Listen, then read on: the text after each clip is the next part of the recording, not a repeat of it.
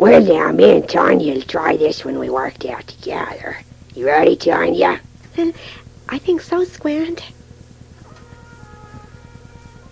The wind was a torrent of darkness among the gusty trees. The moon was a ghostly galleon, tossed upon cloudy seas. The road was a ribbon of moonlight over the purple moor. And the highwayman came riding. The highwayman came riding up to the old inn door. He'd a French cocked hat on his forehead, a bunch of lace at his chin, a coat of the claret velvet, and breeches of brown doeskin. They fitted with never a wrinkle. His boots were up to the thigh, and he rode with a jeweled twinkle. His pistol butts a twinkle, his rapier hilt a twinkle, under the jeweled sky. Over the cobbles he clattered, and clashed in the dark inn yard, and he tapped with his whip on the shutters, but all was locked and barred. He whistled a tune to the window, and who should be waiting there but the landlord's black-eyed daughter, Bess, the landlord's daughter, plaiting a dark red love knot into her long black hair.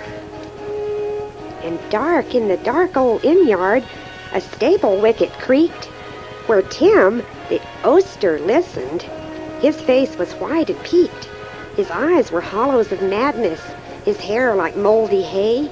But he loved the landlord's daughter, the landlord's red-lipped daughter.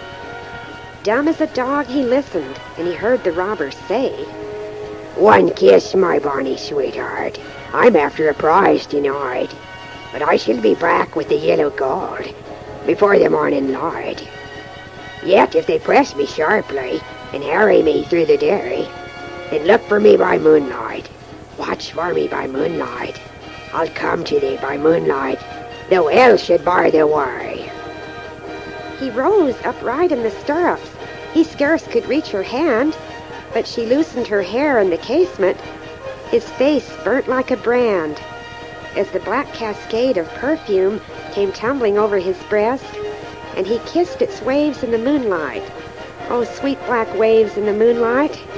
Then he tugged at his reins in the moonlight and galloped away to the west.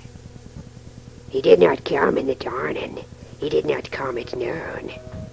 And out of the tawny sunset, before the rise of the moon, when the road was a gypsy's ribbon, looping the purple moor, a red-coat troop came marching. King George's men came marching up to the old inn door. They said no word to the landlord, they drank his ale instead. But they gagged his daughter and bound her to the foot of her narrow bed. 2 of them knelt at her casement, with muskets at their side. There was death at every window, and hell at one dark window, where Bess could see through her casement the road that he would ride. They had tied her up to attention, with many a sniggering jest. They had bound a musket beside her, with the barrel beneath her breast. "Now keep good watch," and they kissed her. She heard her lover say, "Look for me by moonlight, watch for me by moonlight. I'll come to thee by moonlight, though hell should bar the way." She twisted her hands behind her, but all the knots held good. She writhed her hands till her fingers were wet with sweat and blood. They stretched and strained in the darkness, and the hours crawled by like years. Till now, on the stroke of midnight, cold on the stroke of midnight, the tip of one finger touched it. The trigger, at least, was hers.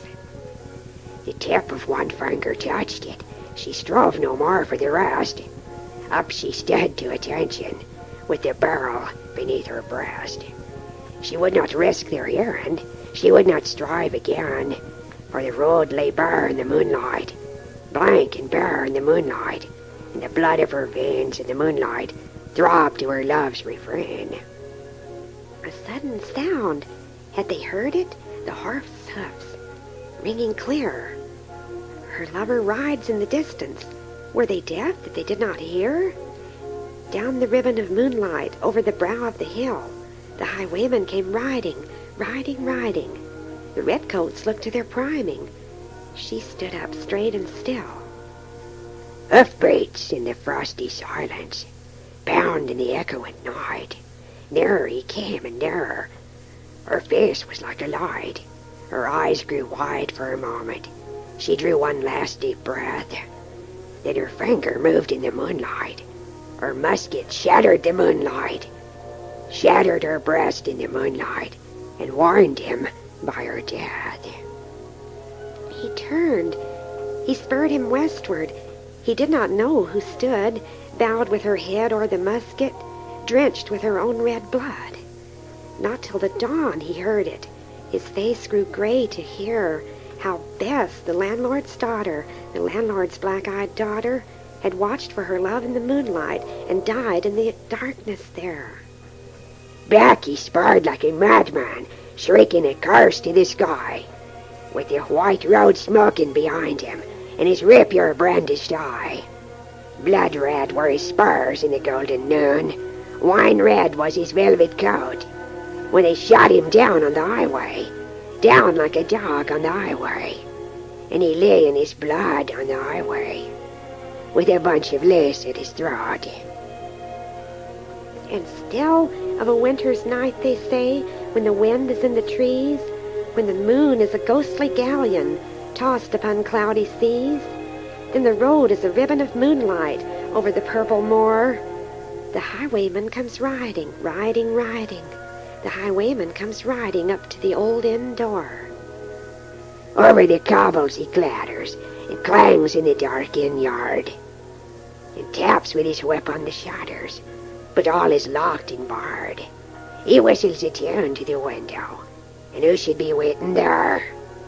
Bess, the landlord's black-eyed daughter. Bess, the landlord's daughter, plaiting a dark red love knot into her long black hair.